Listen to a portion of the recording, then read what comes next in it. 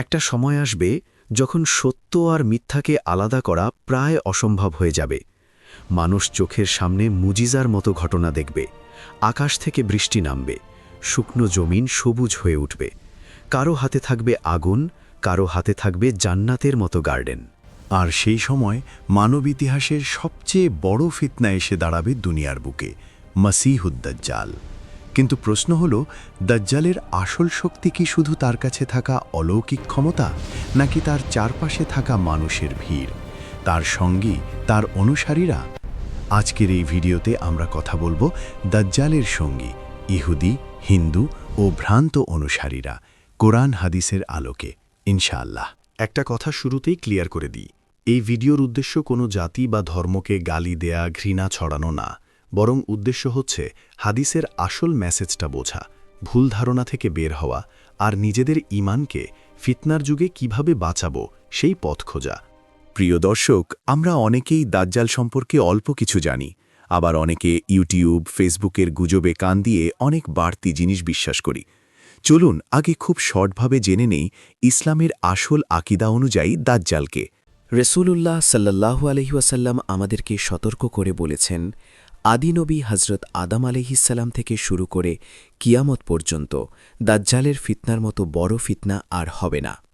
তিনি দাজ্জালকে এক বাস্তব ব্যক্তি হিসাবে বর্ণনা করেছেন, কোনো আইডিয়া, সিস্টেম বা শুধু কোনো জাতিগত নাম হিসাবে না।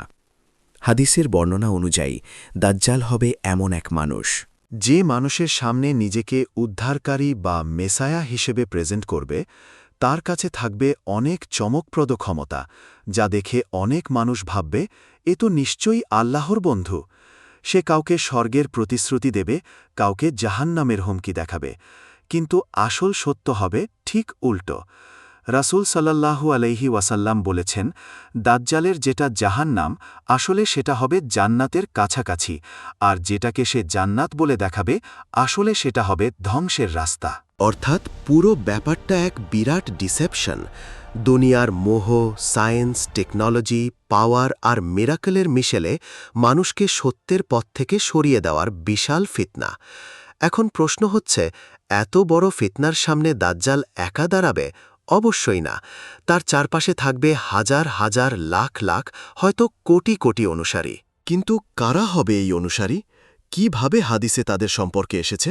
আর আমাদের এখানে অনেক জায়গায় কেন বলা হয় ইহুদি, হিন্দুরা হবে দাজ্জালের সঙ্গী? চলুন ধীরে ধীরে ক্লিয়ার করি। প্রথমে একটা প্রশ্ন নিজের কাছে করি, সঙ্গী বলতে আমরা কি বুঝি? দাজ্জালের সঙ্গী মানে কি শুধু কোনো এক দুইটা জাতি, যাদের পাসপোর্ট, ভাষা বা ধর্মের লেভেল ভিন্ন? না, ইসলামী দৃষ্টিতে বিষয়টা অনেক ডিপ। কোরআনুল কারীম আমাদেরকে একটা প্রিন্সিপাল শিখিয়েছে, কিয়ামতের দিন মানুষকে ডাকা হবে তাদের ইমামদের সঙ্গে, তাদের নেতাদের সঙ্গে।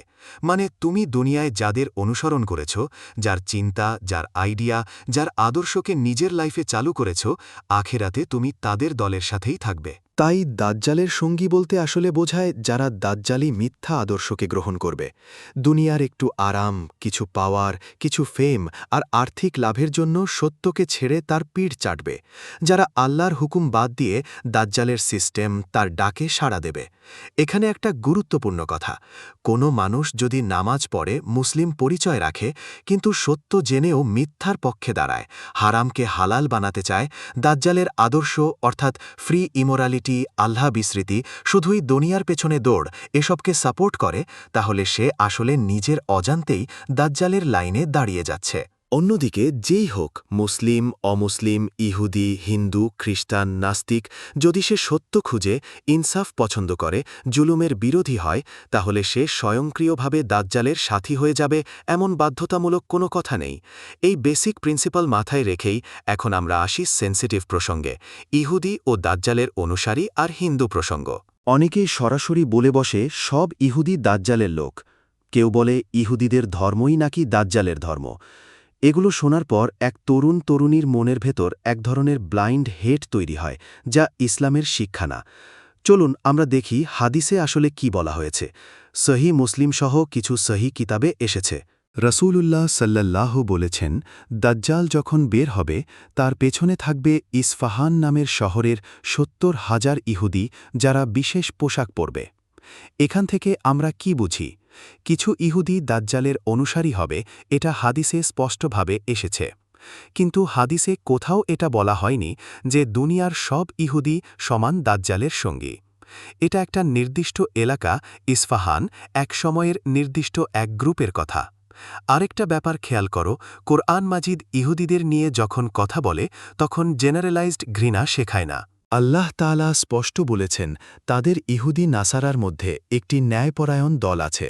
তারা রাতে আল্লাহর আয়াত তিলাওয়াত করে, সিজদা করে। অর্থাৎ ইহুদিদের ভেতরেও সৎ, ইনসাফপ্রিয় মানুষ হিস্টোরিক্যালি ছিল, এখনও আছে।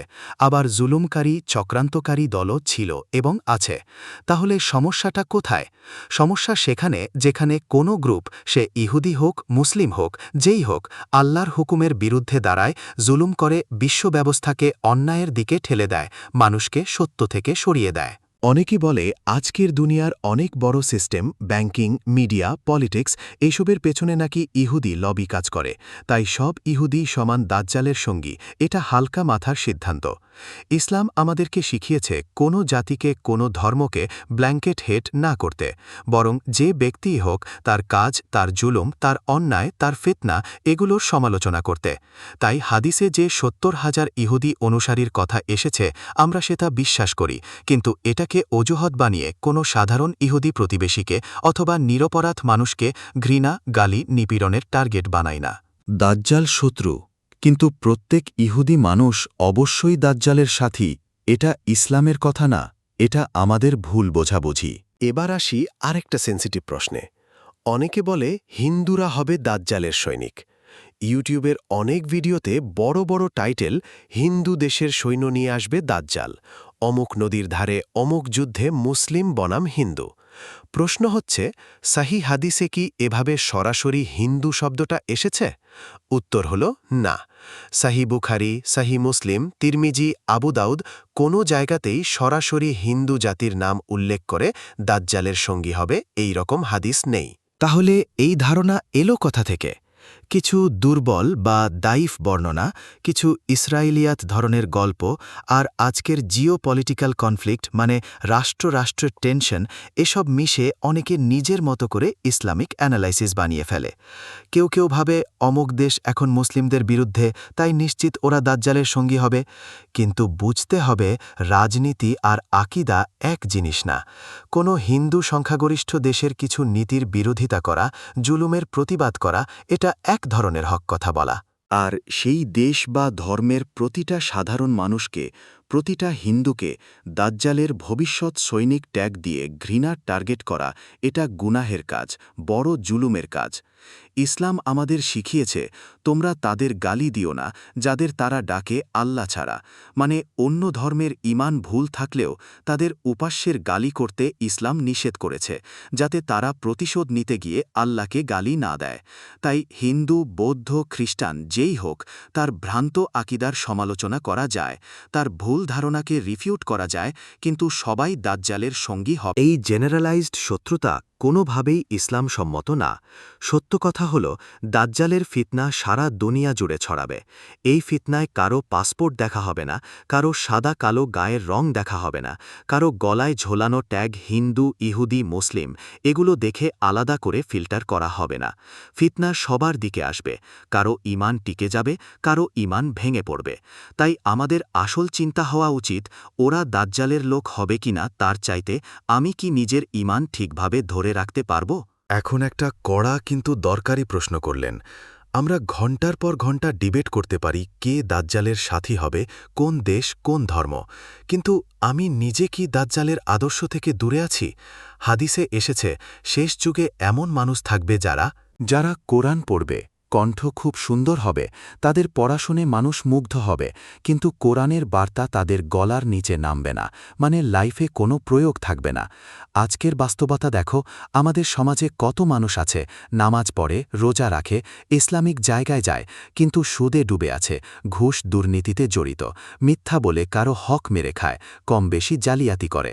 আবার মিডিয়াতে, সোশ্যাল মিডিয়াতে কত মুসলিম নামধারী মানুষ আছে যারা আল্লাহর হুকুম, হিজাব, পর্দা, নৈতিকতা এসবকে উপহাস করে, হারামকে ডিজাইন করে ফ্রিডম হিসাবে প্রেজেন্ট করে, অশ্লীলতা, ফাহাসা, ইমোরালিটি ছড়িয়ে লাখ লাখ মুসলিম কিশোর কিশোরীর ঈমান নষ্ট করছে। এরা কে? নাম মুসলিম, কিন্তু কাজ দাজ্জালের জন্য গ্রাউন্ড তৈরি করা। কারণ দাজ্জালের আসল পাওয়ার বেস কি?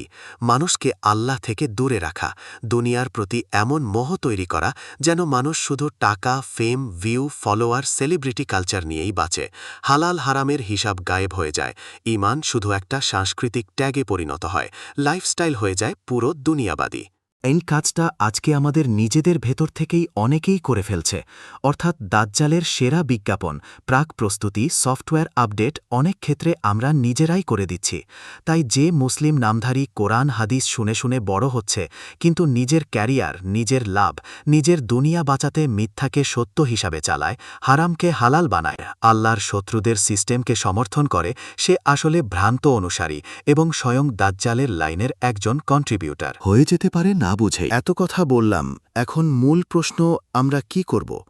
ইহুদি, হিন্দু, মুসলিম বিতর্কের বাইরে গিয়ে নিজেদের ঈমান রক্ষা করার জন্য ইসলাম আমাদের কি গাইডলাইন দিয়েছে? সূরা কাহাফ ও দাজ্জাল সুরক্ষা। সহি হাদিসে এসেছে, যে ব্যক্তি সূরা কাহাফের প্রথম 10 আয়াত মুখস্থ রাখবে এবং তা নিয়ে ভাববে, আল্লাহ তাকে দাজ্জালের ফিতনা থেকে হেফাজত করবেন। আরেক বর্ণনায় এসেছে, সূরা কাহাফের শেষ 10 আয়াত সম্পর্কেও এ ধরনের কথা বলা হয়েছে। কেন সূরা কাহাফ? কারণ এই সূরায় আছে গুহাবাসীদের কাহিনী, 2 বাগানের মালিক, মুসা ও খিজির আলেহের ঘটনা, জুলকারনাইনের কাহিনী। প্রতিটা গল্পে লুকিয়ে আছে ফিতনার সময় ঈমান ধরে রাখার টিপস। রাসূল সাল্লাল্লাহু আলাইহি ওয়াসাল্লাম শিখিয়েছেন, আমরা 5 ওয়াক্ত সালামের তাশাহুদ শেষে সালামের আগে 4টি জিনিস থেকে আশ্রানা চাইব। তার মধ্যে একটা হল, ওয়া আউযু বিকা মিন ফিতনাতিল মাসিহিদ দাজ্জাল, আমি আশ্রয় চাই তোমার কাছে হে আল্লাহ মাসিহুদ দাজ্জালের ফিতনা থেকে। এটা শুধু মুখের কথা না, আমরা যখন কনশাসলি এই দোয়া করব, আল্লাহর কাছে প্রোটেকশন চাইব আর সে অনুযায়ী লাইফস্টাইল সাজাব, তখন আল্লাহর রহমত সত্যি আমাদের জন্য ঢাল হয়ে দাঁড়াবে। দাজ্জালের মেইন টার্গেট কি? আমাদের তাওহীদ ধ্বংস করা, মানুষ যেন শুধু আল্লাহর ওপর নির্ভর না করে, বরং দাজ্জাল নামক পাওয়ার বা সিস্টেমের ওপর ভরসা করে। তাই আমাদের ঈমানের 3টা ফাউন্ডেশন সব সময় শক্ত করা দরকার। তাওহীদ, একমাত্র আল্লাহই রব, তিনি ইলাহ, তিনি সবকিছুর মালিক। তকদির, সবকিছু আল্লাহর জ্ঞানে আল্লাহই নির্ধারণ করেন, দাজ্জাল কিছুই আল্লাহর ইচ্ছার বাইরে করতে পারবে না। আখিরাত, দুনিয়ার লাভ লোকসান সাময়িক, চিরস্থায়ী জবাবদিহি হচ্ছে আল্লাহর সামনে। যে মানুষের এই 3টা শক্ত থাকবে, সে দাজ্জালের মিরাকেল শক্তি, অফার বা থ্রেট কোনোটার সামনেই সহজে মাথা নত করবে না, ইনশাআল্লাহ। এখন একটা প্র্যাকটিক্যাল দিক নিয়ে কথা বলি। আমরা মুসলিম, আমাদের প্রতিবেশী, সহকর্মী, সহপাঠী অনেক সময় হিন্দু, খ্রিস্টান, বৌদ্ধ, এমনকি ইহুদি হতে পারে। আমরা জানি তাদের আকীদায় ভুল আছে, তাদের ভেতর কেউ কেউ আমাদের শত্রুতাও করে। তাহলে ইসলামের নির্দেশনা কি? কোরআন বলছে, আল্লাহ তোমাদেরকে নিষেধ করেন না তাদের সাথে সদ্ব্যবহার করতে ও ইনসাফ করতে, যারা তোমাদের বিরুদ্ধে যুদ্ধ করে না, তোমাদের ঘর থেকে বের করে দেয় না। অর্থাৎ যারা সরাসরি আমাদের ধ্বংস করতে আসেনি, তাদের সাথে ন্যায় বিচার, ভালো ব্যবহার, সৎ আচরণ, এগুলোই ইসলামের শিক্ষা। রাসূল সাল্লাল্লাহু আলাইহি ওয়াসাল্লামের প্রতিবেশীদের উদাহরণ চিন্তা করো। অনেক মুশরিক কষ্ট দিয়েছে, আবার অনেক মুশরিক ভালো আচরণ করেছে। রাসূল সাল্লাল্লাহু আলাইহি ওয়াসাল্লামকে ন্যায্য হক দিয়ে গেছেন। তাই ইহুদি বা হিন্দু প্রসঙ্গে কোনো সত্য হাদিস, কোনো পরিষ্কার জ্ঞানের ভিত্তিতে ফিতনা সম্পর্কে সতর্কতা দেয়া যায়, কিন্তু গালি দেয়া, জাতিগত ধর্মগত ঘৃণা ছড়ানো, নিরপরাধ সাধারণ মানুষকে টার্গেট বানানো, এসব কিছুই ইসলামিক দৃষ্টিতে নাজায়েজ। আমাদের কাজ কি? মানুষকে হক দাওয়াত দেয়া, ইনসাফের পক্ষে দাঁড়ানো, জুলুম ও ফিতনার বিরোধিতা করা, আর নিজেদের ঈমানকে সেভ করে রাখা। চলুন সব শেষে কিছু কথা নিজের জন্য ভাবি। দাজ্জাল আসবে, তার ফিতনা হবে ভয়াবহ, এটা সত্য। হাদিসে এসেছে তার পেছনে একদল ইহুদি থাকবে, আমরা সেটা বিশ্বাস করি। কিন্তু এর মানে এই না যে আজকের দুনিয়ার প্রতিটি ইহুদি শিশু, প্রতিটি সাধারণ ইহুদি মানুষ অবশ্যই দাজ্জালের সঙ্গী, এটা বলার অধিকার আমাদের নেই। হিন্দুদের ব্যাপারেও সহি হাদিসে সরাসরি হিন্দুরা হবে দাজ্জালের বাহিনী এমন কিছু নেই। আমাদের অনেক কথা, রাজনীতি, আবেগ, ঘৃণা, গুজব এগুলো মিশিয়ে নিজেরাই বানিয়ে ফেলি, তারপর ইসলাম ট্যাগ লাগিয়ে দুনিয়াতে ঘৃণা ছড়িয়ে দিই। এর বদলে আমাদের আসল কাজ কি হওয়া উচিত? নিজের আকিদা ঠিক করা, কোরআন সুন্নাহ শেখা, সূরা কাহাফের মেসেজ লাইফে আনা, দাজ্জালের ফিতনা থেকে আল্লাহর কাছে আশ্রয় চাইতে থাকা, হারাম হালাল নিয়ে কেয়ারফুল হওয়া, মিডিয়া, সোশ্যাল মিডিয়ায় নিজেকে ফিতনার অংশ না বানানো। অন্য ধর্মের মানুষকে গালি না দিয়ে বরং দাওয়াত ও ভালো আচরণের মাধ্যমে সত্যের দিকে ডাকা। হয়তো দাজ্জাল আমাদের জীবদ্দশায় আসতে পারে, হয়তো আসবে না, কিন্তু ছোট ছোট দাজ্জালীয় ফিতনা আজই আমাদের চারপাশে আছে। হারাম ইনকাম, ইন্টারনেটের অশ্লীলতা, ফলোয়ারের নেশা, দুনিয়াবাদী লাইফস্টাইল, যা ধীরে ধীরে ঈমানকে দুর্বল করে দিচ্ছে।